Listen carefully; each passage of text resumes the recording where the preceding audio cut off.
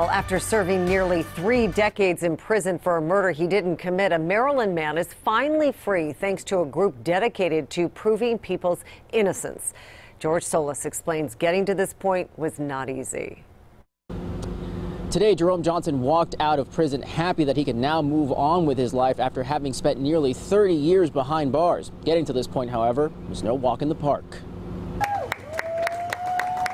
A welcome and embrace more than 30 years in the making for Jerome Johnson. Johnson donning a new shirt for a new start after having spent nearly the last 3 decades in prison for a murder he didn't commit. Monday, the Baltimore State's attorney, her staff, and other organizations detailing the findings of their reinvestigation that led to Johnson's long-awaited freedom. Jerome Johnson was not present at the scene of this murder. The case in question dates back to 1988. A man by the name of Aaron Taylor was shot to death at the Night Owl Bar. A witness at the time accused Johnson of being present at the time of the murder, despite his claims he was 1 block away. After 9 months of new interviews and evidence probing, the state's attorney says one thing was clear. It is the state's assertion that the sole identifying witness was mistaken in identifying Mr. Johnson as being one of the men involved with the shooter, Alvin Hill, when this murder occurred.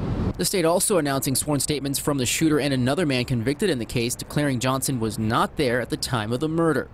One of the organizations helping him, the Mid-Atlantic Innocence Project. And today represents the first time in 30 years that the criminal justice system has worked for Jerome Johnson. Johnson thanking the people making his release a reality. I'd like to thank everybody that participated in the investigation. Also would like to thank Ms. Marilyn Mosley for bringing the integrity unit to the state center here in Baltimore. And they actually do save lives. When asked what his plans were now that he was free, Johnson had this to say. I think I'm going to get me a home-cooked meal. Johnson is the 3rd person to be exonerated and freed from prison under the Mosby administration in the last 3.5 years. George Solis reported for WJZ. He deserves that meal and more. Well, the Baltimore State's Attorney Conviction Integrity Unit is the only one of its kind in the state.